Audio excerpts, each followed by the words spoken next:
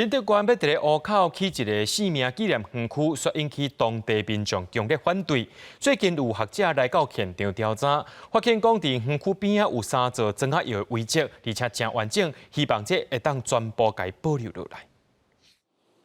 缀民众脚步来到藏伫树林内底庄仔窑，会当看到内底阁保持甲真完整。过去捌伫遮做工课老师傅，想到过去是满满的回忆。那整大片都是砖窑瓦窑，有数十座、好几十座瓦窑砖窑。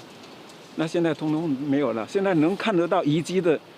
就是规模最大就是现在这个八卦窑。只剩下了这几座哈，这几乎连起来像这个文化景观哦。如果没有保存，真的很可惜。那这个窑它虽然是八卦窑，它很多技术非常特别，像中间有一些露天的烟道啦。它以前排材跟我们一般想象的八卦窑从上面丢煤不一样。对传统庄仔窑有相当研究的专家指出，这3座庄仔窑其中连环窑主要是以2条磅空形的铁管窑相连接，上特别的是。其中一座有非常珍贵的八角形烟筒，能够在湖口找到这样的一个比较特殊的一个变异种的窑炉呢，我觉得是代表的是在那个年代呢，湖口这个地区的它的整个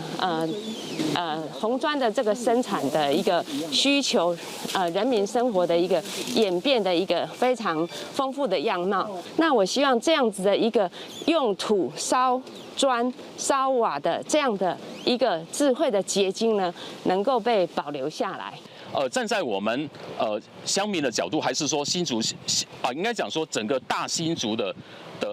角度来看的话，其实我们都应该要好好的去保护这一座窑，因为真的是太珍贵了。学者希望县政府会当将珍贵的文化资产保存落来，让未来子孙透过庄仔窑明白台湾历史的变迁。文化局表示，依照文化资产保存法，未来有申请提报，出来会办理现场勘查，进行文化资产价值评估来判断。记者刘君和新竹报道。